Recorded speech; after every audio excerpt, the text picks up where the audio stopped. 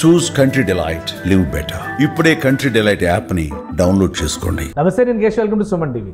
భారత్ పాకిస్తాన్ల మధ్య ఉద్రిక్తతలు తగ్గుముఖం పట్టాయా లేదా? ప్రధానమంత్రి నరేంద్ర మోడీ ప్రకటన తర్వాత జమ్మూ కాశ్మీర్ సరిహద్దు ప్రాంతాల్లో మళ్ళీ కాల్పుల మోత ఎందుకు మోగింది?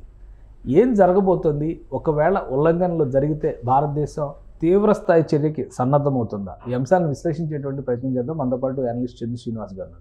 నమస్కారం. నమస్కారం అండి.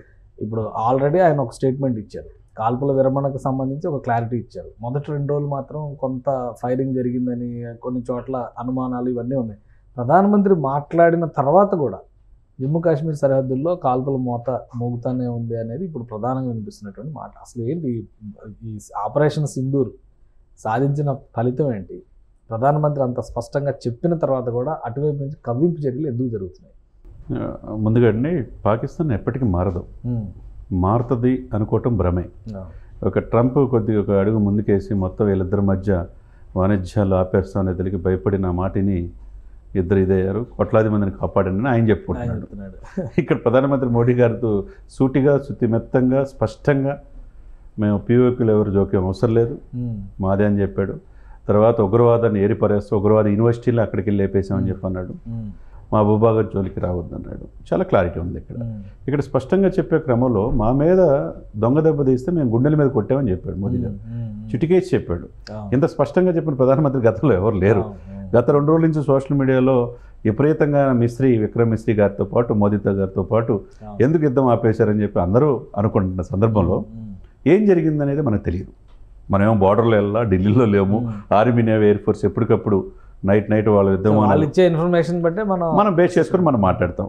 అదే సమయంలో వాళ్ళు ఏం చేశారు, ఆ ఎయిర్ సిస్టమ్ అనేది ఏ విధంగా కొలాప్స్ అయింది అనేది మనకు అందరూ చూసిన అంశమే, సోషల్ మీడియాలో వచ్చినాయి.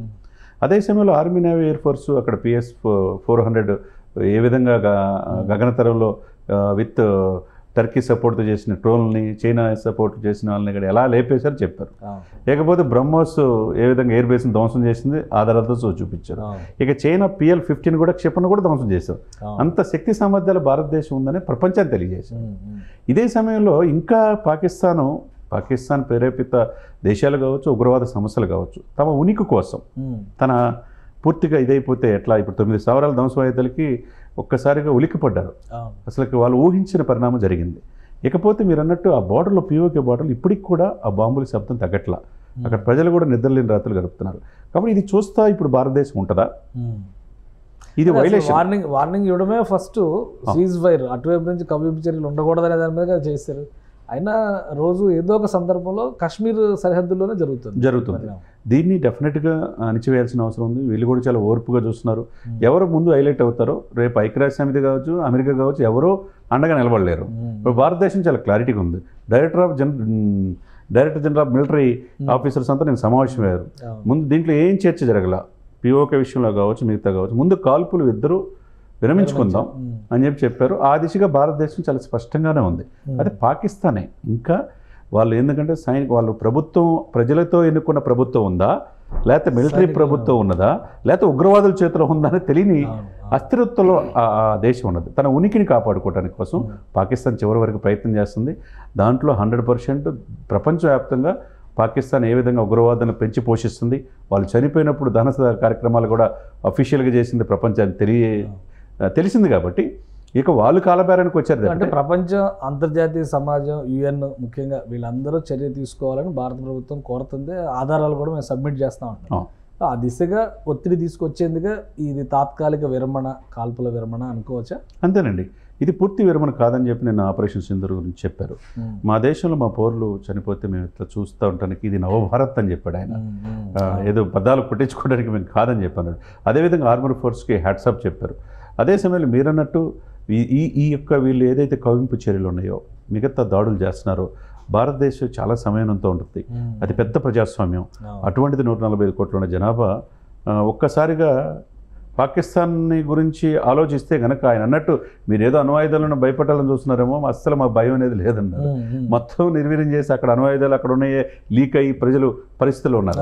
సమస్య వచ్చింది ఆ రేడియేషన్. ఇవన్నీ కూడా వాళ్ళకి అన్నీ కూడా భవిష్యత్తులో పాకిస్తాన్ అనేది వాళ్ళ చేతులారా వాళ్ళు పోయి వాళ్ళు తోడుకుంటున్నారు సార్. ఇప్పుడు మీరన్నట్టు ఐక్యరాజ్య సమితి కావచ్చు, భద్రతా మండలి కావచ్చు, అమెరికా కావచ్చు, వాళ్ళు సపోర్ట్ చేసే కొన్ని దేశాలు కావచ్చు, ఎందుకు మేము సపోర్ట్ చేసామో పాకిస్తాన్కి అనే రోజు అతి త్వరలో రాబోతుంది. Right right thank you Chandrasrinivas గారు. ఇది ప్రధానమంత్రి ఇచ్చినటువంటి ప్రసంగం కానీ ఆయన ఇచ్చిన డెడ్ లైన్స్, ముఖ్యంగా 2 కండిషన్స్ విషయంలో భారతదేశం ఎట్టి పరిస్థితిలో డీవియేట్ అయ్యే అవకాశమే లేదని తేల్చి చెప్పారు.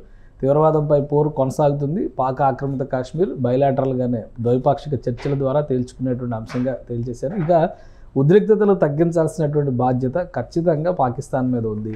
తీవ్రవాదం ముసుగులోనా లేదా సైనికుల ముసుగులోనా మాట వినలేదనేటువంటి వాదనతోనో సరిహద్దుల్లో కనుక తెగబడితే ఈసారి ఇచ్చేటువంటి షాక్ పాకిస్తాన్ను తుడిచిపెట్టేటువంటి ప్రమాదం కూడా ఉందని చంద్రశ్రీనివాస్ గారు విశ్లేషిస్తున్నారు. ఇది special discussion. Keep watching. Suman టీవీలో మీ పర్సనల్ అండ్ బిజినెస్ ప్రమోషన్స్ కోసం కింది నెంబర్కి కాంటాక్ట్ చేయండి.